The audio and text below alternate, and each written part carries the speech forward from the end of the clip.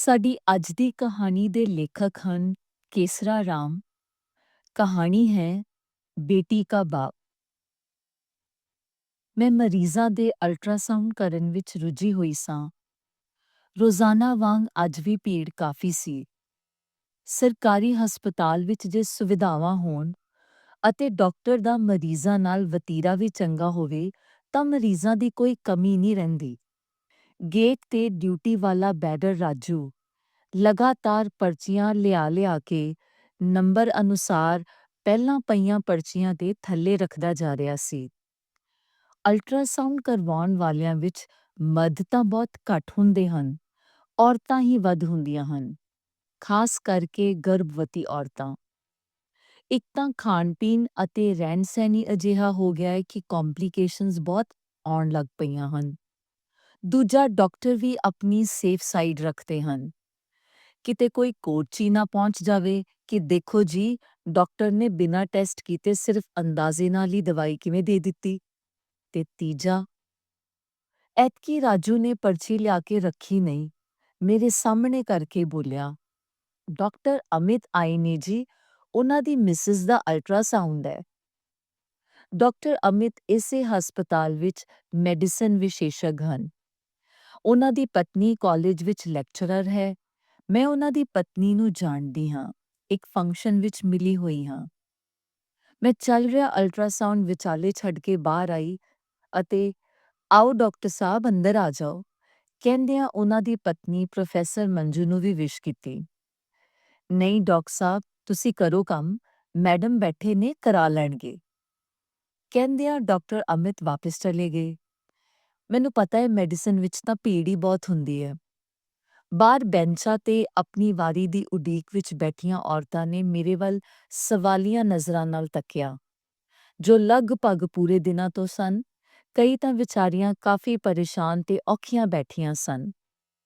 Professor Manju ਨੂੰ ਆਪਣੇ room ਵਿੱਚ ਬਿਠਾ ਕੇ ਮੈਂ ਨਾਲ ਦੀ ਨਾਲ ਰਾਜੂ ਨੂੰ ਅਗਲਾ ਪੇਸ਼ੈਂਟ ਬੁਲਾਉਣ ਲਈ ਕਹਿ ਦਿੱਤਾ ਤਾਂ ਕਿ ਉਹਨਾਂ ਨੂੰ ਕੁਝ ਤਾਂ ਤਸੱਲੀ ਹੋਵੇ ਕਿ ਵਾਰੀ ਸਿਰ ਹੀ ਸੱਦਿਆ ਜਾ ਰਿਹਾ ਹੈ। ਕਈ ਵਾਰੀ ਕਿਸੇ ਨੂੰ ਵਾਰੀ ਤੋੜ ਕੇ ਵੀ ਦੇਖਣਾ ਪੈ ਜਾਂਦਾ ਹੈ। ਇੰਤਜ਼ਾਰ ਕਰ ਕੇ ਥੱਕੇ ਹੋਏ ਮਰੀਜ਼ ਅਕਸਰ ਰੌਲਾ ਵੀ ਪਾ ਦਿੰਦੇ ਨੇ ਕਿ ਜਾਣ ਪਛਾਣ ਵਾਲੇ ਅਤੇ ਸਿਫਾਰਸ਼ੀਆਂ ਨੂੰ ਹੀ ਪਹਿਲਾਂ ਦੇਖ ਰਹੇ ਨੇ ਭਾਈ, ਮਾਤੜ ਗਰੀਬਾਂ ਨੂੰ ਕਿਹੜਾ ਪੁੱਛਦਾ ਹੈ।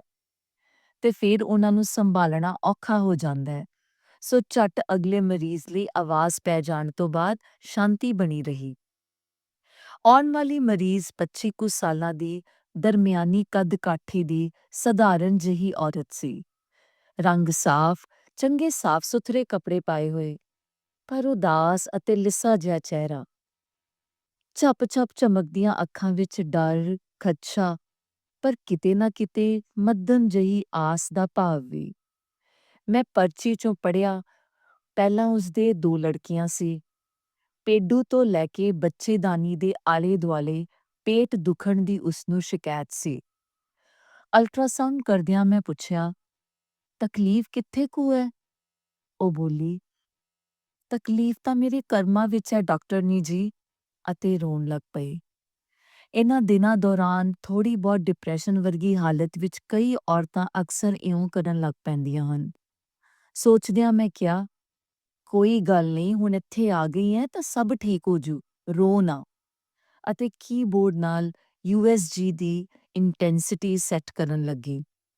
ਮੇਰੇ ਇੰਨਾ ਕਹਿਣ ਦੀ ਦੇਰ ਸੀ ਕਿ ਝੱਟ ਰੋਣਾ ਬੰਦ ਕਰਕੇ ਉਸਨੇ ਮੇਰੇ ਵੱਲ ਆਸ ਭਰੀਆਂ ਨਜ਼ਰਾਂ ਨਾਲ ਤੱਕਿਆ ਤੇ ਪੁੱਛਿਆ, ਕੀ ਹੈ ਡਾਕਟਰਨੀ ਜੀ?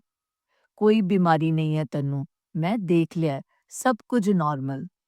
ਨਹੀਂ, ਕੀ ਹੈ? ਵੀ ਨਾਰਮਲ ਹੈ, ਬੱਚੇ ਦੀ growth, maturity, ਧੜਕਨ, fluid, ਡਿਫਾਰਮਿਟੀ, all okay. ਮੇਰੇ ਪੇਟ ਵਿੱਚ ਕੀ ਹੈ? ਕਹਿ ਕੇ ਉਹ ਬੁਸਕਣ ਲੱਗ ਪਈ। ਤੇਰੇ ਪੇਟ ਵਿੱਚ ਤੇਰਾ ਅੰਸ਼ ਹੈ, ਹੋਰ ਕੀ ਹੈ? ਅੰਸ਼ ਨਹੀਂ, ਮੇਰਾ ਕਾਲ ਹੈ। ਕਹਿੰਦਿਆਂ ਉਸਨੇ ਮੇਰਾ ਹੱਥ ਫੜ ਲਿਆ ਅਤੇ ਪਹਿਲਾਂ ਵਾਂਗ ਹੀ ਹਟਕੋਰੇ ਲੈਂਦੀ ਰਹੀ।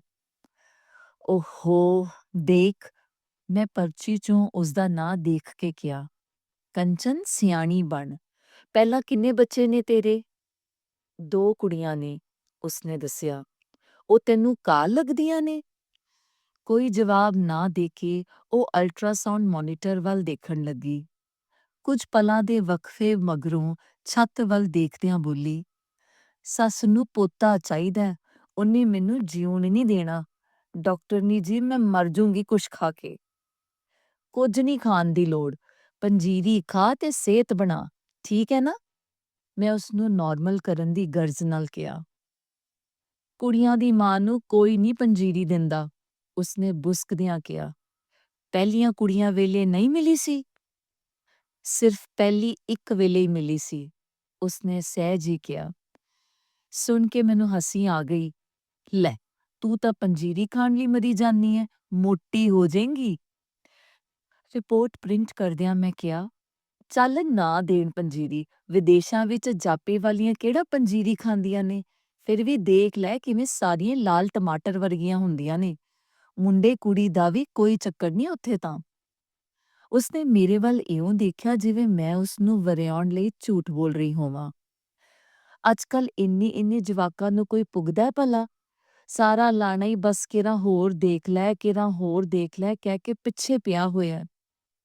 ਕਹਿੰਦਿਆਂ ਉਸਨੇ ਮੇਰੇ ਦੋਵੇਂ ਹੱਥ ਫੜ ਲਏ ਅਤੇ ਮਿੰਨਤਾਂ ਕਰਨ ਲੱਗੀ, "ਮੈਨੂੰ ਬਚਾ ਲਓ ਡਾਕਟਰਨੀ ਜੀ, ਮੇਰਾ ਕੁਝ ਵੀ ਨਹੀਂ ਦੁਖਦਾ, ਬਸ ਤੁਸੀਂ ਇੰਨਾ ਦੱਸ ਦਿਓ ਬਈ ਮੇਰੇ ਪੇਟ ਵਿੱਚ ਕੀ ਹੈ।" ਲੱਗਿਆ ਜਿਵੇਂ ਚਾਣਚੱਕ ਉਸ ਵਿੱਚ ਬੜਾ ਭਾਰੀ ਜੋਸ਼ ਆ ਗਿਆ ਹੋਵੇ। ਕਰੋ ਜਾਂ ਮਰੋ ਵਾਲੀ ਸਥਿਤੀ। "ਦੇਖ ਕੰਚਨ, ਨਾ ਸਮਝਾ ਵਾਲੀਆਂ ਗੱਲਾਂ ਨਾ ਕਰ। ਇਉਂ ਕਰਨਾ ਗੈਰ ਕਾਨੂੰਨੀ ਹੈ, ਤੈਨੂੰ ਸਜ਼ਾ ਹੋ ਸਕਦੀ ਹੈ। ਤੇਰੇ ਨਾਲ ਕੌਣ ਆਇਆ ਹੈ?" ਕਹਿੰਦਿਆਂ ਮੈਂ ਬੈਲ ਮਾਰ ਦਿੱਤੀ। "ਨਾਲ ਤਾਂ ਘਰ ਵਾਲਾ ਏ," ਉਸਨੇ ਦੱਸਿਆ। ਤਦੇ ਰਾਜੂ ਆ ਖੜਾ ਹੋਇਆ। "ਕੰਚਨ ਦੇ ਨਾਲ ਕੌਣ ਹੈ, ਬੁਲਾਓ," ਮੈਂ ਰਾਜੂ ਨੂੰ ਕਿਹਾ। ਉਸਦੇ ਘਰ ਵਾਲੇ ਨੂੰ ਮੈਂ ਖੂਬ ਡਾਂਟਿਆ ਅਤੇ ਸਮਝਾਇਆ ਕਿ ਇਹ ਗੈਰ ਕਾਨੂੰਨੀ ਹੈ। ਉਂਝ ਵੀ ਅੱਜ ਦੇ ਜ਼ਮਾਨੇ ਵਿੱਚ ਮੁੰਡੇ ਕੁੜੀ ਵਿੱਚ ਫਰਕ ਕਰਨ ਦਾ ਕੀ ਮਤਲਬ? ਉਹ ਹੱਥ ਜੋੜ ਕੇ ਬੋਲਿਆ, "ਮੈਨੂੰ ਤਾਂ ਇੰਨਾ ਨਹੀਂ ਹੈ ਜੀ, ਬਸ ਬੀਬੀ ਕਰਦੀ ਹੈ ਖਰਾਬ।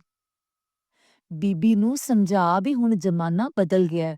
ਅਜਿਹੀਆਂ ਗੱਲਾਂ ਨਾਲ ਤੇਰੀਆਂ ਕੁੜੀਆਂ ਤੇ ਵੀ ਗਲਤ ਅਸਰ ਪਊ ਤੇ ਤੇਰੀ ਘਰਵਾਲੀ ਦੀ ਸਿਹਤ ਤੇ ਵੀ। ਸਮਝ ਰਿਹਾ ਹੈ ਨਾ?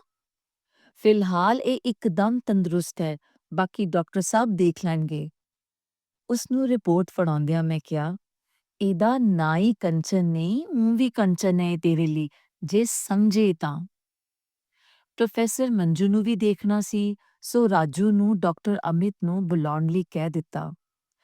ਮੰਜੂ ਨੂੰ ਲਿਟਾ ਕੇ ਪੇਟ ਤੇ ਜਲੀ ਲਾਈ। ਪਰਚੀ ਤੋਂ ਡਿਟੇਲ ਪੜ੍ਹ ਰਹੀ ਸਾਂ ਕਿ ਡਾਕਟਰ ਅਮਿਤ ਆ ਗਏ।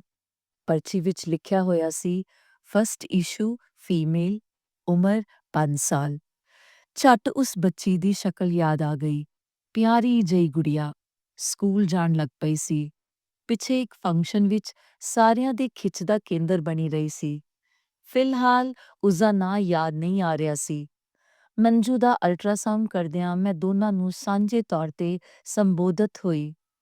"ਚੰਚਲ ਚੁਲਬੁਲੀ ਗੁੜੀਆ ਦੇ ਕੀ ਹਾਲ ਨੇ?" "ਜੀ ਬਿਲਕੁਲ ਠੀਕ, ਸਕੂਲ ਗਈ ਹੋਈ ਹੈ," ਡਾਕਟਰ ਅਮਿਤ ਨੇ ਚਹਿਕਦਿਆਂ ਜਵਾਬ ਦਿੱਤਾ, ਜਿਵੇਂ ਕਿ ਚੰਚਲ ਚੁਲਬੁਲੀ ਗੁੜੀਆ ਦਾ ਜ਼ਿਕਰ ਆਉਣ ਸਾਰ ਉਸਨੂੰ ਤਾਜ਼ਗੀ ਦਾ ਅਹਿਸਾਸ ਹੋਇਆ ਹੋਵੇ।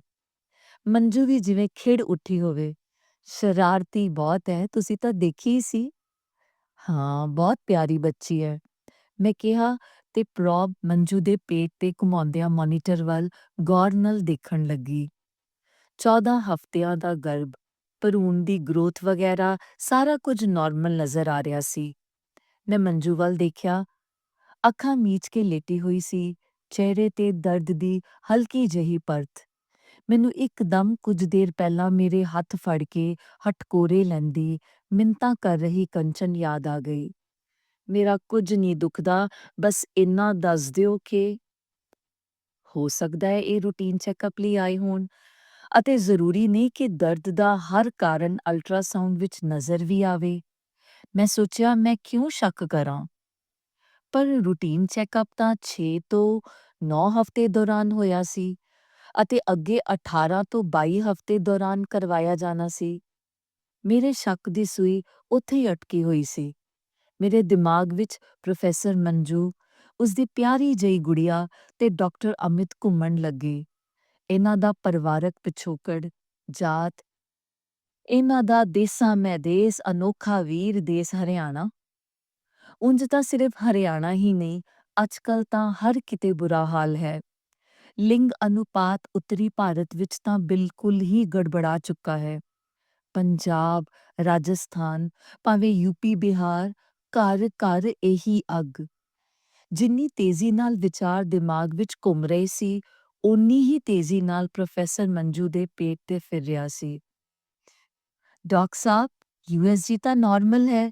ਮੈਂ ਮੋਨੀਟਰ ਵੱਲ ਇਸ਼ਾਰਾ ਕਰਦਿਆਂ ਡਾਕਟਰ ਅਮਿਤ ਨੂੰ ਕਿਹਾ। ਓਕੇ ਡਾਕ, ਹੋਰ ਦੱਸੋ ਜੀ। ਜਿਵੇਂ ਕਿ ਮੈਨੂੰ ਸ਼ੱਕ ਸੀ ਅਤੇ ਇੱਕ ਸੀਨੀਅਰ ਕਲੀਗ ਹੋਣ ਦੇ ਨਾਤੇ ਮੈਂ ਡਾਕਟਰ ਅਮਿਤ ਨੂੰ ਸ਼ਰਮਿੰਦਾ ਨਹੀਂ ਹੋਣ ਦੇਣਾ ਚਾਹੁੰਦੀ ਸੀ, ਸੋ ਮੈਂ ਹੀ ਉਸ ਦਾ ਰਾਹ ਥੋੜ੍ਹਾ ਜਿਹਾ ਪੱਧਰਾ ਕੀਤਾ। ਬਸ ਥੈਂਕਸ ਡਾਕ, ਕਹਿੰਦਿਆਂ ਡਾਕਟਰ ਅਮਿਤ ਮੁਸਕਰਾ ਪਿਆ। ਮੈਂ ਸੋਚਿਆ ਮੰਜੂ ਤਾਂ ਚੱਲ ਪ੍ਰੋਫੈਸਰ ਹੈ, ਆਉਣ ਵਾਲੇ ਬੱਚੇ ਲਈ ਇਸਨੇ ਤਾਂ ਕੀ ਸਲਾਈਆਂ ਬੁਣਨੀਆਂ ਨੇ, ਪਰ ਇਸ ਦੀ ਸੱਸ, ਬੱਚੇ ਦੀ ਦਾਦੀ ਤਾਂ ਜ਼ਰੂਰ ਬੜੀ ਬੇਸਬਰੀ ਨਾਲ ਪੋਤੇ ਦਾ ਇੰਤਜ਼ਾਰ ਕਰ ਰਹੀ ਹੋਵੇਗੀ। ਦਾਦੀ ਯਾਨੀ ਡਾਕਟਰ ਅਮਿਤ ਦੀ ਮਾਂ ਨੇ ਤਾਂ ਐਲਾਨ ਵੀ ਕਰ ਦਿੱਤਾ ਹੋਣਾ, ਭਈ अमित, इनके मन्ने हर हाल में पोता ही चाहिए, पहलियां की तरह पत्थर कतई मंजूर न सै। ਇਸ ਦੀ ਮਾਂ ਲਈ ਖੁਸ਼ਖਬਰੀ ਕਨਫਰਮ ਕਰਨ ਦੀ ਗਰਜ਼ ਨਾਲ ਦੁਬਾਰਾ ਪ੍ਰੋਫੈਸਰ ਮੰਜੂ ਦੇ ਪੇਟ ਤੇ ਰੱਖਦਿਆਂ ਮੈਂ ਇਸ਼ਾਰੇ ਨਾਲ ਪੁੱਛਿਆ, ਹਾਂਜੀ ਡਾਕਟਰ ਸਾਹਿਬ। ਨੋ ਡਾਕਟਰ, ਇਹ ਕੰਮ ਤਾਂ ਅਸੀਂ ਸੋਚ ਵੀ ਨਹੀਂ ਸਕਦੇ। Very good.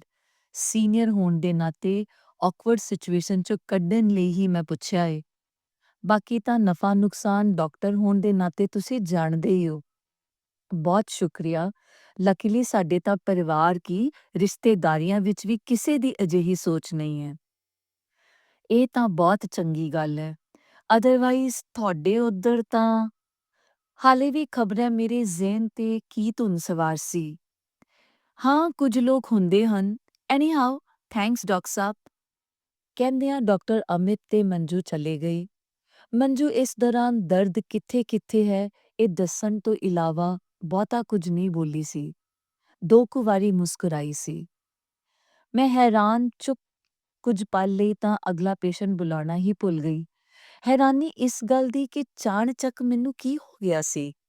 ਪਰਚੀ ਦੇਖਣ ਸਾਰ ਮੇਰੇ ਮਨ ਵਿੱਚ ਸ਼ੱਕ ਪੈਦਾ ਹੋ ਗਿਆ ਸੀ ਕਿ ਡਾਕਟਰ ਅਮਿਤ ਜ਼ਰੂਰ ਲਿੰਗ ਜਾਂਚ ਕਰਾਉਣ ਆਇਆ ਹੈ ਤੇ ਮੈਂ ਇਹਨੂੰ ਅਜਿਹਾ ਆਇਨਾ ਦਿਖਾਵਾਂਗੀ ਕਿ ਯਾਦ ਰੱਖੇਗਾ।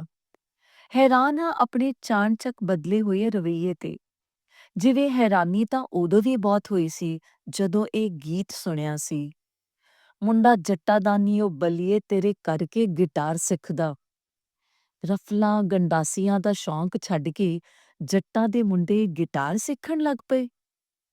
ਕੁਝ ਸਮਾਜਕ ਰੂੜੀਆਂ ਅਤੇ ਕਾਰ ਵਿਹਾਰ ਕੀ ਸਾਡੇ ਅਚੇਤ ਵਿੱਚ ਇੰਨੇ ਡੂੰਘੇ ਪੈਂਟ ਬਣਾ ਚੁੱਕੇ ਹਨ ਕਿ ਅਸੀਂ ਚਾਹ ਕੇ ਵੀ ਉਹਨਾਂ ਤੋਂ ਮੁਕਤ ਨਹੀਂ ਹੋ ਪਾਉਂਦੇ। ਪਰ ਡਾਕਟਰ ਅਮਿਤ ਤੋਂ ਵੀ ਇਹ ਉਮੀਦ ਕਿੱਥੇ ਸੀ। ਉਹ ਤਾਂ ਹਰਿਆਣੇ ਤੋਂ ਹੈ ਅਤੇ ਜਾਟ ਵੀ। ਜਿਵੇਂ ਮੈਂ ਹੁਣੇ ਉਸ ਤੇ ਗੁੱਝਾ ਜਿਹਾ ਵਿਅੰਗ ਕੱਸਿਆ ਸੀ, ਤੁਹਾਡੇ ਉੱਧਰ ਤਾਂ ਯਾਨੀ ਤੁਹਾਡੇ ਹਰਿਆਣੇ ਵਿੱਚ ਤਾਂ। ਹਰਿਆਣਾ ਹਰ ਸਮੇਂ ਦਿਮਾਗ ਤੇ ਛਾਇਆ ਰਹਿੰਦਾ ਏ। ਅੰਤਰ ਵਿਰੋਧਾਂ ਨਾਲ ਘਿਰਿਆ ਹੋਇਆ ਹਰਿਆਣਾ। ਖੇਡ ਹੋਣ ਜਾਂ ਸਿੱਖਿਆ ਜਾਂ ਕੋਈ ਹੋਰ ਫੀਲਡ, ਕਿਤੇ ਅਸਮਾਨ ਦੀਆਂ ਬੁਲੰਦੀਆਂ ਨੂੰ ਛੂਹ ਰਿਹਾ ਹੈ ਤੇ ਕਿਤੇ ਨਿਵਾਣ ਦੀ ਦਲਦਲ ਵਿੱਚ ਧੱਸਿਆ ਪਿਆ ਹੈ। ਜਿੱਥੇ ਤਰੱਕੀ ਦੇ ਨਵੇਂ-ਨਵੇਂ ਆਯਾਮ ਛੂਹ ਰਿਹਾ ਏ, ਉੱਥੇ ਸ਼ਰਮਸਾਰ ਕਰਨ ਵਾਲੀਆਂ ਘਟਨਾਵਾਂ ਦੇ ਵੀ ਨਵੇਂ ਤੋਂ ਨਵੇਂ ਰਿਕਾਰਡ ਬਣਾਉਂਦਾ ਰਹਿੰਦਾ ਹੈ। ਖਾਪ ਪੰਚਾਇਤਾਂ ਵਿੱਚ ਪ੍ਰੇਮੀ ਜੋੜਿਆਂ ਦੀ ਜ਼ਿੰਦਗੀ ਅਤੇ ਮੌਤ ਦੇ ਫੈਸਲੇ, ਆਨਰ ਕਿਲਿੰਗ ਭਾਵ ਇੱਜ਼ਤ ਦੇ ਨਾਂ ਤੇ ਕਤਲ ਤਾਂ ਹਰਿਆਣੇ ਦੀ ਪਹਿਚਾਣ ਬਣ ਕੇ ਰਹਿ ਗਏ ਹਨ। ਕੁੜੀ ਦਾ ਬਾਪ ਹੋਣ ਦਾ ਅਹਿਸਾਸ ਹੀ ਮੋਢੇ ਝੁਕਾ ਦਿੰਦਾ ਹੈ, ਜਿਵੇਂ ਕਿ ਮੋਢਿਆਂ ਤੇ ਮਨਾ ਮੂੰਹੀ ਬੋਝ ਬੰਨ੍ਹ ਦਿੱਤਾ ਗਿਆ ਹੋਵੇ। ਕੁੜੀ ਵਾਲਾ ਚੰਗਾ ਭਲਾ ਪਰਿਵਾਰ ਵੀ ਖੁਦ ਨੂੰ ਕਮਜ਼ੋਰ ਅਤੇ ਅਸੁਰੱਖਿਅਤ ਮਹਿਸੂਸ ਕਰਨ ਲੱਗਦਾ ਹੈ। ਹਰ ਪਲ ਭੈ ਦੇ ਸਾਏ ਹੇਠ ਜਿਉਂਦਾ ਹੈ। ਕਈ ਵਾਰੀ ਤਾਂ ਖਾਪ ਪੰਚਾਇਤਾਂ ਵਿੱਚ ਅਨਪੜ੍ਹ ਦਕਿਆਨੂਸ ਬੁੱਢਿਆਂ ਦੇ ਗੁੜਗੁੜਾਉਂਦੇ ਹੁੱਕਿਆਂ ਦੇ ਧੂਏ ਵਿੱਚ ਤਸਵੀਰ ਇੰਨੀ ਧੁੰਦਲੀ ਹੋ ਜਾਂਦੀ ਹੈ ਕਿ ਸਿਰਫ ਉਹਨਾਂ ਫਰਮਾਨ ਸੁਣਾਉਂਦੇ ਬੁੱਢਿਆਂ ਦੀਆਂ ਪਗੜੀਆਂ ਦੇ ਹਵਾ ਵਿੱਚ ਲਹਿਰਾਉਂਦੇ ਤੁਰਲੇ ਹੀ ਨਜ਼ਰ ਆਉਂਦੇ ਹਨ। ਬਾਕੀ ਸਭ ਧੂਆਂ ਧੂਆਂ। ਅਸੀਂ ਉਹਨਾਂ ਤੁਰਲਿਆਂ ਨੂੰ ਖਾਪੀ ਤੁਰਲੇ ਕਿਹਾ ਕਰਦੀਆਂ ਸੀ। ਜਦੋਂ ਮੈਂ ਪੀਜੀਆਈ ਰੋਹਤਕ ਵਿੱਚ ਐਮਬੀਬੀਐਸ ਦੀ ਇੰਟਰਨਸ਼ਿਪ ਕਰ ਰਹੀ ਸਾਂ, ਅਕਸਰ ਦੇਖਦੀਆਂ ਅਖਬਾਰਾਂ ਦੇ ਲੋਕਲ ਪੇਜ ਅਜਿਹੀਆਂ ਖਬਰਾਂ ਨਾਲ ਭਰੇ ਪਏ ਹੁੰਦੇ। ਬਹੁਤ ਹੀ ਅਜੀਬੋ-ਗਰੀਬ ਹਾਲਾਤ। ਕਹਿਣ ਨੂੰ ਭਾਵੇਂ ਪੂਰੀ ਖਾਪ ਦੇ ਤਮਾਮ ਪਿੰਡਾਂ ਦੇ ਲੋਕ ਆਪਸ ਵਿੱਚ ਭੈਣ-ਭਰਾ ਮੰਨੇ ਜਾਂਦੇ ਸੀ, ਇੱਕ ਖਾਸ ਖਾਪ ਦੇ 24-24, 36-36 ਪਿੰਡਾਂ ਦੇ ਲੋਕਾਂ ਦਾ ਆਪਸ ਵਿੱਚ ਸਿਰਫ ਇੱਕ ਹੀ ਰਿਸ਼ਤਾ ਭਾਈਚਾਰਾ। ਫਿਰ ਵੀ ਬਲਾਤਕਾਰ, ਗੈਂਗਰੇਪ, ਲੜਾਈ ਦੰਗਿਆਂ ਦੀਆਂ ਘਟਨਾਵਾਂ ਸਮਝ ਤੋਂ ਪਰੇ ਸਨ। ਪ੍ਰੇਮ ਵਿਆਹ ਦੇ ਮਾਮਲੇ ਵਿੱਚ ਆਨਰ ਕਿਲਿੰਗ ਤਾਂ ਸਮਝ ਲਓ ਵੱਟ ਤੇ ਹੀ ਪਈ ਹੁੰਦੀ ਸੀ। ਬੇਟੀ ਨੂੰ ਬੇਟੀ ਨਹੀਂ, ਖਾਨਦਾਨ ਦੀ ਸਿਰਫ ਇੱਜ਼ਤ ਜੋ ਸਮਝਿਆ ਜਾਂਦਾ। ਉੱਥੋਂ ਦੀ ਲੋਕਲ ਮੇਰੀ ਇੱਕ ਕੁਲੀਗ ਨੇ ਦੱਸਿਆ ਸੀ ਕਿ ਇਸ ਤਰ੍ਹਾਂ ਲਿੰਗ ਅਨੁਪਾਤ ਦਾ ਫਰਕ ਤਾਂ ਵੱਧਦਾ ਹੀ ਜਾ ਰਿਹਾ ਹੈ। ਕਈ ਹੋਰ ਸਮੱਸਿਆਵਾਂ ਵੀ ਪੈਦਾ ਹੋ ਰਹੀਆਂ ਹਨ। ਕਿਸੇ ਇੱਕ ਖਾਪ ਦੇ ਪਿੰਡਾਂ ਵਿੱਚ ਪੜ੍ਹਾਈ ਦਾ ਰੁਝਾਨ ਬਹੁਤ ਚੰਗਾ, ਤਾਂ ਕਿਸੇ ਦੂਜੀ ਖਾਪ ਦੇ ਪਿੰਡਾਂ ਵਿੱਚ ਪੜ੍ਹਾਈ ਆਦਿ ਦਾ ਹਾਲ ਬੁਰਾ ਵੀ ਹੁੰਦਾ ਹੈ। ਅਜਿਹੇ ਹਾਲਾਤ ਵਿੱਚ ਮੁੰਡਿਆਂ ਦੇ ਰਿਸ਼ਤੇ ਤਾਂ ਖੈਰ ਦੂਜੀਆਂ ਖਾਪਾਂ ਦੇ ਪਿੰਡਾਂ ਦੀਆਂ ਘੱਟ ਪੜ੍ਹੀਆਂ ਲਿਖੀਆਂ ਕੁੜੀਆਂ ਨਾਲ ਵੀ ਹੋ ਜਾਂਦੇ ਸੀ, ਪਰ ਸਮੱਸਿਆ ਵੱਧ ਪੜ੍ਹੀਆਂ ਲਿਖੀਆਂ ਕੁੜੀਆਂ ਦੀ ਆਉਂਦੀ ਸੀ। ਬੇਮੇਲ ਰਿਸ਼ਤਾ ਕਿਵੇਂ ਹੋਵੇ? ਸੋ ਕਈ ਲੋਕ ਤਾਂ ਇਹੀ ਚਾਹੁੰਦੇ ਕਿ ਕੁੜੀਆਂ ਵੱਧ ਨਾ ਪੜ੍ਹਨ ਜਾਂ ਕੁੜੀਆਂ ਪੈਦਾ ਹੀ ਨਾ ਹੋਣ। ਹੋਰ ਵੀ ਖਬਰੇ ਕੀ ਸਮੱਸਿਆਵਾਂ ਲੋਕਲ ਸਮਾਜ ਦੀਆਂ ਰਹੀਆਂ ਹੋਣੀਆਂ ਕਿ ਅਖਬਾਰ ਨਾਜਾਇਜ਼ ਮੋਬਾਈਲ ਅਲਟਰਾਸਾਊਂਡ ਵੈਨਾਂ ਅਤੇ ਐਮਟੀਪੀ ਕਿੱਟਾਂ ਫੜੀਆਂ ਜਾਣ ਦੀਆਂ ਖਬਰਾਂ ਨਾਲ ਰੋਜ਼ਾਨਾ ਭਰੇ ਪਏ ਹੁੰਦੇ। ਉੱਥੇ ਤਾਂ ਇਹ ਜੁਮਲਾ ਆਮ ਹੀ ਚੱਲਦਾ ਸੀ ਕਿ ਜਿੱਥੇ ਲਿਖਿਆ ਹੋਵੇ यहाँ लिंग जांच नहीं की जाती, ਉੱਥੇ ਜ਼ਰੂਰ ਕੀਤੀ ਜਾਂਦੀ ਹੈ। ਇੱਕਦਮ ਡਾਕਟਰ ਰਣਬੀਰ ਮਲਿਕ ਯਾਦ ਆ ਗਏ, ਔਰਥੋ ਦੇ ਮੰਨੇ-ਪ੍ਰਮੰਨੇ ਡਾਕਟਰ। ਉਹ ਪ੍ਰਸੰਗ ਕਿਵੇਂ ਭੁੱਲ ਸਕਦੀ ਹਾਂ। ਉਹਨਾਂ ਦੀ ਘਰਵਾਲੀ ਦੀ ਡਿਲੀਵਰੀ ਸੀ, ਪਲੈਨਡ ਡਿਲੀਵਰੀ। ਡਿਲੀਵਰੀ ਲਈ ਚੰਗੇ-ਚੰਗੇ ਡਾਕਟਰਾਂ ਦੀ ਟੀਮ ਬਣਾਈ ਗਈ ਸੀ। ਗਾਇਨੀ ਦੀ ਸੀਨੀਅਰ ਮੋਸਟ ਡਾਕਟਰ ਟੀਮ ਵਿੱਚ ਸੀ, ਜੋ ਐਚਓਡੀ ਵੀ ਸੀ। ਬੇਬੀ ਰਿਸੀਵ ਕਰਨ ਲਈ ਸੀਨੀਅਰ ਪੀਡੀਆਟ੍ਰੀਸ਼ੀਅਨ ਨੂੰ ਟੀਮ ਵਿੱਚ ਰੱਖਿਆ ਗਿਆ ਸੀ। ਪੀਜੀਆਈ ਦੀਆਂ 4 ਸਭ ਤੋਂ ਤਜਰਬੇਕਾਰ ਅਤੇ ਕਾਬਲ ਨਰਸਾਂ ਦੀ ਚੋਣ ਕੀਤੀ ਗਈ। ਮੇਨ ਓਟੀ ਵਰਤਿਆ ਗਿਆ। ਉਸ ਤੋਂ ਬਾਅਦ ਜੱਚਾ ਬੱਚਾ ਨੂੰ ਆਈਸੀਯੂ ਵਿੱਚ ਰੱਖਿਆ ਗਿਆ, ਸਗੋਂ ਵੀਆਈਪੀ ਰੂਮ ਵਿੱਚ। ਮੇਨ ਓਟੀ ਨੂੰ ਬਹੁਤ ਹੀ ਤਕਨੀਕੀ ਤਰੀਕੇ ਨਾਲ ਇਨਫੈਕਸ਼ਨ ਫ੍ਰੀ ਕੀਤਾ ਗਿਆ। ਇੰਤਜ਼ਾਮ ਇੰਨੇ ਪੁਖਤਾ ਸਨ ਕਿ ਤੈਅ ਟੀਮ ਤੋਂ ਸਿਵਾ ਹੋਰ ਕਿਸੇ ਦੀ ਵੀ ਮੇਨ ਓਟੀ ਵਿੱਚ ਐਂਟਰੀ ਤੱਕ ਬੈਨ ਸੀ, ਜਿਵੇਂ ਕਿ ਅਮਰੀਕਾ ਦੇ ਰਾਸ਼ਟਰਪਤੀ ਲਈ ਇੰਤਜ਼ਾਮ ਕੀਤੇ ਗਏ ਹੋਣ। ਸਾਰੀ ਪੀਜੀਆਈ ਵਿੱਚ ਇਹਨਾਂ ਇੰਤਜ਼ਾਮਾਤ ਦੀ ਚਰਚਾ ਤਾਂ ਸੀ ਹੀ, ਹੋਰ ਵੀ ਖੂਬ ਖੁਸਰ-ਫੁਸਰ ਸਮਾਨਾਂਤਰ ਚੱਲ ਰਹੀ ਸੀ। ਅਜਿਹੀਆਂ ਗੱਲਾਂ ਤਾਂ ਉਂਝ ਵੀ ਬਹੁਤ ਛੇਤੀ ਫੈਲਦੀਆਂ ਹਨ। ਪਹਿਲੀ ਖੁਸਰ-ਫੁਸਰ ਇਹ ਕਿ ਡਾਕਟਰ ਮਲਿਕ ਦੇ ਪਹਿਲਾਂ ਹੀ 2 ਲੜਕੀਆਂ ਹਨ, ਛੋਟੀ ਤੀਜੀ ਅਤੇ ਵੱਡੀ 5ਵੀਂ ਵਿੱਚ ਪੜ੍ਹਦੀ ਹੈ। ਇਹ ਤੀਜਾ ਇਸ਼ੂ ਹੈ। ਮੇਰੀ ਸਾਥੀ ਇੰਟਰਨ ਡਾਕਟਰ ਸਨੇਹਾ ਦਾ ਸਵਾਲ ਸੀ, ਅੱਜ-ਕੱਲ੍ਹ 3-3 ਬੱਚੇ? ਰਣਬੀਰ ਸਰ ਵਰਗੇ ਹਾਈ ਜੈਂਟਰੀ ਕਿਹੜੀ ਸਦੀ ਵਿੱਚ ਰਹਿ ਰਹੇ ਹਨ? ਸਵਾਲ ਤਾਂ ਸਵਾਤੀ ਦਾ ਵੀ ਘੱਟ ਮਹੱਤਵਪੂਰਨ ਨਹੀਂ ਸੀ, ਜੋ ਆਪਣੇ ਆਪ ਵਿੱਚ ਜਵਾਬ ਵੀ ਸੀ। ਇਹ ਵੀ ਦੇਖੋ ਨਾ, ਰਣਬੀਰ ਸਰ ਹੈ ਕੌਣ? ਮਤਲਬ ਜਾਤ-ਗੋਤ, ਯਾਰ ਇਹ ਚੀਜ਼ਾਂ ਵੀ ਬਹੁਤ ਕਾਊਂਟ ਕਰਦੀਆਂ ਨੇ। ਆਪਣਾ ਸਮਾਜ ਨਾ ਬਹੁਤ ਹੀ ਗੁੰਝਲਦਾਰ ਬੁਝਾਰਤ ਹੈ, ਸਵਾਤੀ ਵੱਲੋਂ ਉਠਾਇਆ ਗਿਆ ਸਵਾਲ ਅਸਲ ਵਿੱਚ ਆਈਸਬਰਗ ਵਾਂਗ ਸੀ। ਹਰਿਆਣੇ ਦੇ ਸਾਰੇ ਜਾਟਾਂ ਨੂੰ ਉਂਝ ਇੱਕੋ ਤੱਕੜੀ ਵਿੱਚ ਨਹੀਂ ਤੋਲਿਆ ਜਾ ਸਕਦਾ। ਕਈ ਕੈਟਾਗਰੀਆਂ ਨੇ, ਜਿਵੇਂ ਹਰ ਕਿਤੇ ਹੁੰਦੀਆਂ ਨੇ। ਇੱਕ ਉਹ ਹਨ ਜੋ ਵਧੇਰੇ ਫੂਫਾ ਨਹੀਂ ਕਰਦੇ, ਆਪਣੇ ਨਾਮ ਨਾਲ ਜਾਤ-ਗੋਤ ਵੀ ਨਹੀਂ ਲਾਉਂਦੇ, ਸ਼ਖਸੀਅਤ ਵਿੱਚੋਂ ਸੱਭਿਅਤਾ ਝਲਕਦੀ ਹੈ।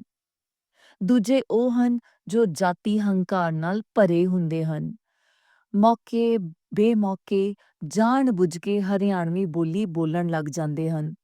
ਉਹਨਾਂ ਨੂੰ ਲੱਗਦਾ ਹੈ ਕਿ ਕਿਤੇ ਕਮਜ਼ੋਰ ਪੈਂਦੇ ਦਿਸੇ ਤਾਂ ਉਸ ਕਮਜ਼ੋਰੀ ਨੂੰ ਇਉਂ ਪੂਰਾ ਕਰ ਸਕਦੇ ਹਾਂ। ਹਰਿਆਣਵੀ ਇੱਕ ਬੋਲੀ ਹੈ, ਬੇਸ਼ੱਕ ਇਸ 'ਤੇ ਮਾਣ ਕੀਤਾ ਜਾ ਸਕਦਾ ਹੈ, ਬੋਲਣ ਵਿੱਚ ਵੀ ਕੋਈ ਹਰਜ਼ ਨਹੀਂ, ਪਰ ਗੱਲ ਸਾਰੀ ਲਹਿਜੇ ਦੀ ਹੈ। ਉਸ ਲਹਿਜੇ ਦੀ ਜੋ ਸਾਰੀਆਂ ਦਲੀਲਾਂ ਮੁਲਤਵੀ ਕਰ ਦਿੰਦਾ ਹੈ। ਡਾਕਟਰ ਰਣਬੀਰ ਦੀ ਇਮੇਜ ਸਾਡੀਆਂ ਨਜ਼ਰਾਂ ਵਿੱਚ ਤਾਂ ਨਿਸ਼ਚਿਤ ਹੀ ਦੂਜੀ ਕੈਟਾਗਰੀ ਵਾਲੀ ਸੀ, ਸਾਹਮਣੇ ਵਾਲਾ ਵੀ ਝੱਟ ਪਹਿਚਾਣ ਜਾਂਦਾ, ਹਰਿਆਣੇ ਕਾ ਜਾਟ। ਹਰਿਆਣੇ ਵਿੱਚ ਤਾਂ ਜੇ ਕਿਸੇ ਨੂੰ ਵੈਜੀਟੇਰੀਅਨ ਤਰੀਕੇ ਨਾਲ ਮਾੜੀ ਮੋਟੀ ਗਾਲ ਕੱਢਣੀ ਹੋਵੇ ਤਾਂ ਕਹਿ ਦਿੰਦੇ ਹਨ, ਬੇਟੀ ਕਾ ਬਾਪ। ਕਿੰਨਾ ਤਕਲੀਫਦੇਹ ਹੈ ਨਾ, ਤੇ ਬੁਰਾ ਵੀ ਲੱਗਦਾ ਹੈ ਕਿ ਬੇਟੀ ਦਾ ਬਾਪ ਹੋਣਾ ਸਾਡੇ ਸਮਾਜ ਵਿੱਚ ਤਾਨੇ ਵਾਂਗ ਲਿਆ ਜਾਂਦਾ ਹੈ। ਖੈਰ, ਆਈਸਬਰਗ ਨੂੰ ਉਲਟ-ਪੁਲਟ ਕੇ ਦੇਖਣ ਦੀਆਂ ਕੋਸ਼ਿਸ਼ਾਂ ਪੂਰੇ ਜੋਬਨ ਤੇ। ਸਾਰੇ ਹਸਪਤਾਲ ਵਿੱਚ ਹਰ ਕਿਸੇ ਦੀ ਜ਼ਬਾਨ ਤੇ ਇਹੀ ਚਰਚਾ, ਜਿਸ ਵਿੱਚ ਮੈਂ, ਸਵਾਤੀ, ਸਪਨਾ, ਪੂਜਾ ਭਾਟੀਆ, ਸਨੇਹਾ ਯਾਨੀ ਸਾਡਾ ਸਾਰਾ ਗਰੁੱਪ ਐਕਟਿਵ ਤੌਰ ਤੇ ਸ਼ਾਮਿਲ ਸੀ। ਮੈਂ ਕਈ ਵਾਰੀ ਵਧੇਰੇ ਹੀ ਮਜ਼ਾਕ ਉਡਾਉਣ ਲੱਗਦੀ ਤਾਂ ਕੋਈ ਸਹੇਲੀ ਕਹਿ ਦਿੰਦੀ, ਸੰਗਰੂਰ ਵਾਲਿਓ, ਮਾਲਵੇ ਦੇ ਜੱਟ ਵੀ ਹਰਿਆਣਵੀਆਂ ਨਾਲੋਂ ਕੋਈ ਬਹੁਤੇ ਵੱਖਰੇ ਨਹੀਂ, ਬਸ ਸਟੇਟ ਦਾ ਬਾਰਡਰ ਹੀ ਪੈਂਦਾ ਵਿਚਾਲੇ। ਖੈਰ, ਸ਼ਰਤਾਂ ਲਗਾਉਣ ਵਰਗੀਆਂ ਗੱਲਾਂ ਕਿ ਰਣਬੀਰ ਸਰ ਨੇ ਜ਼ਰੂਰ ਆਉਣ ਵਾਲੇ ਬੱਚੇ ਦੀ ਲਿੰਗ ਜਾਂਚ ਕਰਵਾਈ ਹੋਈ ਹੈ। हरियाणे का फन्ने खां जाट और दो छोरियों का बाप। ਸਪਨਾ ਨੇ ਕਾਵਿਕ ਅੰਦਾਜ਼ ਵਿੱਚ ਜਿਵੇਂ ਕਿ ਆਈਸਬਰਗ ਨੂੰ ਉਲਟਾ ਕੇ ਦਿਖਾਉਣ ਦੀ ਕੋਸ਼ਿਸ਼ ਕੀਤੀ ਹੋਵੇ। ਕੀ ਕਹਿ ਸਕਦੇ ਹਾਂ? ਸਵਾਤੀ ਨੇ ਹੌਲੀ ਜਿਹੀ ਕਿਹਾ ਤਾਂ ਸਪਨਾ ਝੱਟ ਬੋਲ ਪਈ ਸੀ। ਕੀ ਗੱਲ ਕਰ ਰਹੀ ਹੈ ਪਾਗਲ? ਰਣਬੀਰ ਸਰ ਹਰ ਲਿਹਾਜ਼ ਨਾਲ ਸਮਰੱਥ ਹਨ। ਤੈਨੂੰ ਕੀ ਲੱਗਦਾ ਹੈ ਇੰਨੀ ਧੂਮ-ਧਾਮ ਨਾਲ ਸਵਾਗਤ ਦੀਆਂ ਤਿਆਰੀਆਂ ਤੀਜੀ ਬੁਝੀ ਲਈ ਹੋ ਰਹੀਆਂ ਨੇ? ਜਦੋਂ ਮਰਜ਼ੀ ਚਾਹੁਣ ਕਿਤੋਂ ਵੀ ਟੈਸਟ ਕਰਵਾ ਸਕਦੇ ਸੀ। ਜਿੱਥੇ ਕੁਝ ਗਲਤ ਦਿਸ ਰਿਹਾ ਹੋਵੇ, ਸਪਨਾ ਬਹੁਤ ਛੇਤੀ ਭੜਕ ਉੱਠਦੀ ਹੈ। ਅਸੀਂ ਵੀ ਇਸੇ ਦੁਨੀਆ ਵਿੱਚ ਰਹਿੰਦੀਆਂ ਡਾਕਟਰਨੀ ਜੀਓ, ਕੁੜੀ ਤਾਂ ਇੱਥੇ ਪਲੇਠੀ ਨੂੰ ਨਹੀਂ ਕੋਈ ਪੁੱਛਦਾ। ਸਵੇਰੇ ਦੇਖਿਆ ਨਹੀਂ ਸੀ ਡਾਕਟਰ ਸਾਹਿਬ ਦੇ ਚਿਹਰੇ ਤੇ ਕਿਵੇਂ ਖੁਸ਼ੀ ਅਤੇ ਚਿੰਤਾ ਦੇ ਮਿਲੇ-ਜੁਲੇ ਭਾਵ ਸਨ। ਪੱਕੀ ਗੱਲ ਹੈ, ਇਹ ਬੰਧਨਵਾਰ ਤਾਂ ਕਿਸੇ ਸ਼ਹਿਜ਼ਾਦੇ ਲਈ ਹੀ ਸਜੇ ਹੋਏ ਹਨ। ਮਤਲਬ ਹੁਣ ਕਿਹੜਾ ਨਾਂ ਲਵਾਂ? ਮੈਨੂੰ ਤਾਂ ਇੱਕਦਮ ਕੋਈ ਆਦਰਸ਼ ਹਰਿਆਣਵੀ ਸਪੂਤ ਦਾ ਨਾਂ ਵੀ ਚੇਤੇ ਨਹੀਂ ਆ ਰਿਹਾ। ਕੁੜੀ ਦਾ ਨਾਂ ਲੈਣਾ ਹੁੰਦਾ ਤਾਂ ਕਲਪਨਾ ਚਾਵਲਾ ਕਹਿ ਦਿੰਦੀ। ਸਾਕਸ਼ੀ, ਪੂਜਾ, ਗੀਤਾ, ਬਬੀਤਾ ਘਣੀ ਹੈ। ਇੰਨਾ ਤਾਮ-ਝਾਮ ਪਤਾ ਕਿਉਂ ਹੈ? ਤੁਸੀਂ ਖੁਦ ਸਮਝ ਜਾਓ। ਜੇ ਕੋਈ ਮਿਸਹੈਪ ਹੋ ਜਾਵੇ, ਜੱਚਾ ਨਾ ਬਚੇ, ਬੱਚਾ ਤਾਂ ਹਰ ਹਾਲਤ ਵਿੱਚ ਬਚਣਾ ਚਾਹੀਦਾ ਹੈ ਨਾ। ਇਹ ਲੋਕ ਅਜਿਹੇ ਹੀ ਹੁੰਦੇ ਨੇ। ਸੋਚ ਹਾਲੇ ਵੀ ਠੇਠ ਕਬੀਲਾਈ ਪਈ ਹੈ। ਮੇਰੇ ਮੂੰਹੋਂ ਨਿਕਲਿਆ। ਮੈਂ ਆਪਣੇ ਸ਼ਬਦਾਂ ਤੇ ਦੁਬਾਰਾ ਧਿਆਨ ਦਿੱਤਾ। ਇਹ ਲੋਕ? ਬਹੁਤ ਗਲਤ ਗੱਲ ਹੈ ਯਾਰ ਇਹ ਤਾਂ। ਸਾਨੂੰ ਤਾਂ ਆਮ ਲੋਕਾਂ ਲਈ ਐਗਜ਼ਾਮਪਲ ਸੈੱਟ ਕਰਨੇ ਚਾਹੀਦੇ ਨੇ। ਸਵਾਤੀ ਬੋਲੀ।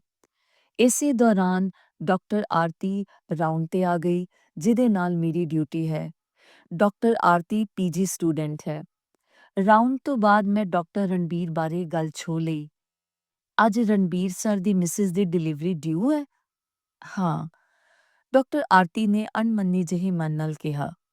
2 ਕੁੜੀਆਂ ਤਾਂ ਉਹਨਾਂ ਦੇ ਪਹਿਲਾਂ ਹੀ ਹਨ। ਹਾਂ, ਛੋਟੀ 6 ਸਾਲ ਦੀ ਹੈ। ਡਾਕਟਰ ਆਰਤੀ ਕੋਲ ਵੀ ਉਹੀ ਸਾਰੀ ਜਾਣਕਾਰੀ ਹੈ ਸੀ। ਚਲੋ ਹੁਣ ਗੀਗਾ ਖਿਡਾ ਲੈਣਗੇ ਡਾਕਟਰ ਸਾਹਿਬ ਵੀ। ਤੁਹਾਨੂੰ ਕੀ ਲੱਗਦਾ ਮੈਮ, ਕਿੰਨੀਆਂ ਕੁਰਬਾਨੀਆਂ ਹੋਈਆਂ ਹੋਣੀਆਂ? ਮੇਰੇ ਸ਼ਬਦਾਂ 'ਚੋਂ ਜ਼ਬਰਦਸਤੀ ਕੁੜੱਤਣ ਝਲਕਣ ਲੱਗ ਪਈ ਸੀ। ਡਾਕਟਰ ਆਰਤੀ ਨੇ ਇੱਕਦਮ ਕੋਈ ਜਵਾਬ ਨਹੀਂ ਦਿੱਤਾ। ਕੇਸ ਫਾਈਲ ਪੂਰੀ ਕਰਦੀ ਰਹੀ। ਮੈਂ ਉਸ ਵੱਲ ਦੇਖੀ ਜਾ ਰਹੀ ਸੀ। ਫਿਰ ਫਾਈਲ ਤੋਂ ਧਿਆਨ ਹਟਾਏ ਬਿਨਾਂ ਹੀ ਕਿਹਾ, ਇੱਕ ਦਿਨ ਰਣਬੀਰ ਸਰ ਆਪਣੀ ਐਚਓਡੀ ਨੂੰ ਤਾਂ ਕੁਝ ਹੋਰ ਹੀ ਦੱਸ ਰਹੇ ਸੀ ਕਿ ਬਸ ਜੀ ਕਿਆ ਬਤਾਏਂ, ਮੈਡਮ ਤਾਂ ਐਕਸੀਡੈਂਟਲੀ ਪ੍ਰੈਗਨੈਂਟ ਹੋ ਗਈ। ਫਿਰ ਕਹਿੰਦੇ, ਚਲੋ ਜੀ ਜੋ ਕੁਦਰਤ ਨੂੰ ਮਨਜ਼ੂਰ। ਕੌਣ ਮੰਨ ਲਓ ਮੈਮ ਇਹਨਾਂ ਗੱਲਾਂ ਨੂੰ? ਪਰਮਾਤਮਾ ਦੀਆਂ, ਕੁਦਰਤ ਦੀਆਂ ਦੇਖੋ ਕਿੰਨੀਆਂ ਗੱਲਾਂ ਕਰਦੇ ਨੇ। ਮੈਨੂੰ ਡਾਕਟਰ ਰਣਬੀਰ ਤੇ ਬਹੁਤ ਗੁੱਸਾ ਆ ਰਿਹਾ ਸੀ ਅਤੇ ਸਾਰਾ ਗੁੱਸਾ ਜਿਵੇਂ ਮੈਂ ਹੁਣੇ ਕੱਢ ਲੈਣਾ ਚਾਹੁੰਦੀ ਸਾਂ। ਫਾਈਲਾਂ ਪੂਰੀਆਂ ਕਰਨ ਲਈ ਡਾਕਟਰ ਆਰਤੀ ਦੀ ਕਲਮ ਫਟਾਫਟ ਚੱਲ ਰਹੀ ਸੀ। ਕੁਝ ਯਾਦ ਕਰਦਿਆਂ ਉਹ ਬੋਲੀ, ਸਾਡੇ ਗੁਆਂਢ 'ਚ ਜਗਜੀਤ ਅੰਕਲ ਹੁੰਦੇ ਸੀ। ਉਹਨਾਂ ਦੇ 2 ਕੁੜੀਆਂ ਸੀ। ਉਹ ਮੈਨੂੰ ਬਹੁਤ ਚੰਗੀਆਂ ਲੱਗਦੀਆਂ ਸੀ। ਰੋਜ਼ਾਨਾ ਸ਼ਾਮੀ ਹੋਮਵਰਕ ਦਾ ਕੁਝ ਪੁੱਛਣ ਦੇ ਬਹਾਨੇ ਸਾਡੇ ਘਰ ਆ ਜਾਂਦੀਆਂ ਅਤੇ ਕਿਤਾਬ ਕਾਪੀ ਰੱਖ ਕੇ ਖੂਬ ਖੇਡਦੀਆਂ। ਆਪਣੇ ਘਰ 'ਚ ਉਹਨਾਂ ਦਾ ਖੇਡਣਾ ਲਗਭਗ ਮਨ੍ਹਾ ਹੀ ਸੀ। ਸਗੋਂ ਗੱਲ-ਗੱਲ ਤੇ ਡਾਂਟ ਪੈਂਦੀ ਰਹਿੰਦੀ ਸੀ। ਜਗਜੀਤ ਆਂਟੀ ਦਾ 4 ਵਾਰ ਅਬਾਰਸ਼ਨ ਹੋਇਆ। ਹਰ ਵਾਰ ਹਸਪਤਾਲ 'ਚ ਪਰਤ ਕੇ ਉਹ ਆਪਣੀ ਗਾਥਾ ਮੇਰੀ ਮੰਮੀ ਨੂੰ ਦੱਸਦੀ ਹੁੰਦੀ ਸੀ। ਮੈਂ ਬੱਚਿਆਂ ਨੂੰ ਟੋਂਦੀ ਤਾਂ ਉਹ ਦੱਸਦੀਆਂ ਕਿ ਮੰਮਾ ਉਹਨਾਂ ਨੂੰ ਅਰਦਾਸ ਕਰਨ ਲਈ ਕਹਿੰਦੀ ਹੈ ਤਾਂ ਕਿ ਉਹਨਾਂ ਦੇ ਖੇਡਣ ਲਈ ਉਹਨਾਂ ਦੇ ਘਰ ਇੱਕ ਕਾਕਾ ਆਵੇ। ਆਖਰ ਜਦੋਂ ਮੁੰਡਾ ਹੋਇਆ ਤਾਂ ਆਂਟੀ ਨੂੰ ਪਿਛਲੇ ਸਾਰੇ ਦੁੱਖ ਭੁੱਲ ਗਏ ਅਤੇ ਉਹਨਾਂ ਨੇ ਖੁਦ ਖੁਸ਼ ਹੋ ਕੇ ਦੱਸਿਆ ਸੀ ਕਿ ਕੁੱਲ 7ਵੇਂ ਚਾਂਸ ਵਿੱਚ ਵਾਹਿਗੁਰੂ ਨੇ ਕੁੜੀਆਂ ਦੇ ਖੇਡਣ ਲਈ ਕਾਕੇ ਦੀ ਦਾਤ ਬਖਸ਼ੀ ਹੈ। ਵੱਡੀ ਕੁੜੀ ਉਦੋਂ 9ਵੀਂ ਵਿੱਚ ਸੀ ਅਤੇ ਸਕੂਲ ਦੀ ਹਾਕੀ ਟੀਮ ਵਿੱਚ ਖੇਡਦੀ ਹੁੰਦੀ ਸੀ। ਸ਼ਿਫਟ ਖਤਮ ਹੋਣ ਤੋਂ ਬਾਅਦ ਜਦੋਂ ਮੈਂ ਹੌਸਟਲ ਵੱਲ ਜਾ ਰਹੀ ਸੀ, ਗੈਲਰੀ ਵਿੱਚ 2 ਨਰਸਾਂ ਵੱਡਾ ਸਾਰਾ ਡੱਬਾ ਚੁੱਕੀ ਬਰਫੀ ਵੰਡਦੀਆਂ ਮਿਲੀਆਂ। ਮੈਨੂੰ ਦੇਖ ਕੇ ਕਹਿੰਦੀਆਂ, "ਡਾਕਟਰ ਸਾਹਿਬ ਮੂੰਹ ਮਿੱਠਾ ਕਰੋ, ਡਾਕਟਰ ਰਣਬੀਰ ਦੇ ਜਵਾਕ ਹੋਇਆ ਹੈ।" ਮੈਂ ਬਰਫੀ ਵੱਲ ਦੇਖੇ ਬਿਨਾਂ ਹੀ ਪੁੱਛਿਆ, "ਕੀ ਹੋਇਆ?" "ਪਤਾ ਨਹੀਂ, ਸਾਨੂੰ ਕਿਹੜਾ ਕਿਸੇ ਨੇ ਉੱਧਰ ਜਾਣ ਦਿੱਤਾ ਹੈ, ਬਸ ਡੱਬਾ ਆਇਆ ਸਾਡੇ ਕੋਲ ਤਾਂ।" ਦੋਵੇਂ ਨਰਸਾਂ ਖੁਸ਼, ਬਰਫੀ ਵੰਡੀ ਵੀ ਜਾਣ ਤੇ ਖਾਈ ਵੀ ਜਾਣ। ਮੇਰੇ ਮਨ ਵਿੱਚ ਆਇਆ ਡੱਬੇ ਨੂੰ ਪੁੱਠੇ ਹੱਥ ਨਾਲ ਦੂਰ ਵਗਾ ਕੇ ਮਾਰਾਂ, ਜਿਵੇਂ ਫਿਲਮਾਂ ਵਿੱਚ ਕਰਦੇ ਹੁੰਦੇ ਨੇ। ਪਰ ਮੈਂ ਤਾਂ ਬਰਫੀ ਲੈਣ ਤੋਂ ਵੀ ਮਨਾ ਨਹੀਂ ਕਰ ਸਕਦੀ ਸੀ। ਮੈਨੂੰ ਪਤਾ ਹੈ ਇਹ ਕਿੰਨੀਆਂ ਚੁਗਲਖੋਰ ਹੁੰਦੀਆਂ ਨੇ, ਹੁਣੇ ਗੱਲ ਫੈਲਾ ਦੇਣਗੀਆਂ, ਫਲਾਣੀ ਇੰਟਰਨ ਨੇ ਬਰਫੀ ਨਹੀਂ ਲਈ। ਸੋ ਮੈਂ ਚੁੱਪਚਾਪ ਇੱਕ ਪੀਸ ਚੁੱਕ ਲਿਆ ਅਤੇ ਹਸਪਤਾਲ ਚੋਂ ਬਾਹਰ ਆ ਗਈ। ਬਰਫੀ ਦਾ ਟੁਕੜਾ ਮੂੰਹ ਵਿੱਚ ਪਾਉਣ ਨੂੰ ਮਨ ਨਹੀਂ ਕੀਤਾ। ਸੜਕ ਕੰਢੇ ਲੱਗੀ ਹੈਜ ਵਿੱਚ ਸੁੱਟ ਦਿੱਤਾ। ਅਗਲੇ ਦਿਨ ਜਦੋਂ ਅਸੀਂ ਹੌਸਟਲ ਚੋਂ ਨਿਕਲੀਆਂ, ਇਹੀ ਚਰਚਾ ਫਿਰ ਚੱਲ ਪਈ। "ਇਹ ਪਤਾ ਚੱਲਿਆ ਕੁਝ ਡਾਕਟਰ ਰਣਬੀਰ ਦੇ ਕੀ ਹੋਇਆ?" ਕਿਸੇ ਨੂੰ ਵੀ ਪਤਾ ਨਹੀਂ ਸੀ। ਸਪਨਾ ਬੋਲੀ, "ਜੋ ਹੋਣਾ ਸੀ ਪਤਾ ਹੀ ਹੈ, ਬਰਫੀ ਵੰਡ ਤਾਂ ਰਹੇ ਸੀ, ਮੈਂ ਤਾਂ ਲਈ ਵੀ ਨਹੀਂ। ਹੁਣ ਵੀ ਜਿੰਨੇ ਦਿਨ ਇਹ ਪਾਰਟੀਆਂ ਚੱਲਣਗੀਆਂ ਆਪਾਂ ਤਾਂ ਫਾਸਟ ਰੱਖਾਂਗੇ। ਦੋਗਲੇਪਨ ਦੀ ਵੀ ਕੋਈ ਹੱਦ ਹੁੰਦੀ ਹੈ ਕਿ ਨਾ?" ਸਪਨਾ ਇਸ ਐਪੀਸੋਡ ਤੋਂ ਕਾਫੀ ਨਾਰਾਜ਼ ਸੀ। ਜੋ ਵੀ ਉਸਦੇ ਮਨ ਵਿੱਚ ਹੋਵੇ ਉਹ ਤਾਂ ਅਗਲੇ ਦੇ ਮੂੰਹ ਤੇ ਹੀ ਕਹਿ ਦਿੰਦੀ ਹੈ। ਹਸਪਤਾਲ ਬਿਲਡਿੰਗ ਦੇ ਗੇਟ ਤੇ ਨਲਿਨੀ ਮਿਲ ਗਈ, ਜੋ ਕਿ ਇੱਕ ਤਜੁਰਬੇਕਾਰ ਤੇ ਕਾਬਲ ਨਰਸ ਦੇ ਤੌਰ ਤੇ ਉਸ ਸਮੇਂ ਓਟੀ ਵਿੱਚ ਸੀ। ਪੂਜਾ ਭਾਟੀਆ ਨੇ ਝੱਟ ਉਸ ਤੋਂ ਪੁੱਛਿਆ, "ਸਿਸਟਰ ਕਿਆ ਹੁਆ ਡਾਕਟਰ ਰਣਬੀਰ ਕੇ?" ਲੜਕੀ, ਨਲਿਨੀ ਨੇ ਸੁਸਤ ਜਿਹੀ ਲਹਿਜੇ ਵਿੱਚ ਦੱਸਿਆ। "ਸੱਚੀ?" ਸਪਨਾ, ਜਿਸਨੇ ਆਇੰਦਾ ਕੁਝ ਦਿਨ ਫਾਸਟ ਰੱਖਣ ਦਾ ਇਰਾਦਾ ਕੀਤਾ ਹੋਇਆ ਸੀ, ਚਹਿਕ ਕੇ ਬੋਲੀ, "ਹੋਰ ਕੀ, ਚਾਅ ਚੜਿਆ ਹੋਇਆ ਡਾਕਟਰ ਸਾਹਿਬ ਨੂੰ ਤਾਂ, ਸਭ ਨਾਰਮਲ ਹੋ ਗਿਆ ਹੈ ਨਾ?" ਕਹਿੰਦਿਆਂ ਨਲਿਨੀ ਅੰਦਰ ਚਲੀ ਗਈ।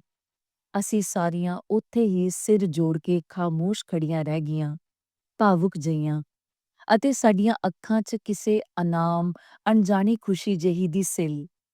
ਸਾਡੇ 'ਚੋਂ ਖਬਰੇ ਕਿਹਦੇ ਮੂੰਹੋਂ ਨਿਕਲਿਆ, "ਹੇ ਰੱਬਾ, ਰਣਬੀਰ ਸਰ ਬਾਰੇ ਅਸੀਂ ਕਿੰਨਾ ਗਲਤ ਸੋਚਦੇ ਰਹੇ, ਸੌਰੀ ਯਾਰ।" ਫਿਰ ਕੁਝ ਪਲ ਸਾਡੇ ਵਿਚਾਲੇ ਖਾਮੋਸ਼ੀ ਪਸਰੀ ਰਹੀ, ਪਿਨ ਡ੍ਰੌਪ ਸਾਇਲੈਂਸ। ਕੁਝ ਪਲਾਂ ਦੇ ਵਕਫੇ ਮਗਰੋਂ ਸਪਨਾ ਪੂਰੇ ਜੋਸ਼ ਨਾਲ ਖਾਮੋਸ਼ੀ ਭੰਗ ਕਰਦਿਆਂ ਠੇਠ ਹਰਿਆਣਵੀ ਲਹਿਜੇ ਵਿੱਚ ਬੋਲੀ, "ਬਈ ਉਹ ਡਾਕਟਰ ਰਣਬੀਰ ਤੋਂ ਘਣਾ ਬੇਟੀ ਕਾ ਬਾਪ ਨਿਕਲਾ।" ਤੇ ਅਸੀਂ ਸਾਰੀਆਂ ਠਹਾਕਾ ਮਾਰ ਕੇ ਹੱਸ ਪਈਆਂ। ਸੰਘਣੀ ਹਨੇਰੇ 'ਚ ਜੁਗਨੂ ਦਾ ਵੀ ਕੁਝ ਤਾਂ ਮਹੱਤਵ ਹੁੰਦਾ ਹੀ ਹੈ। ਸ਼ੁਕਰੀਆ।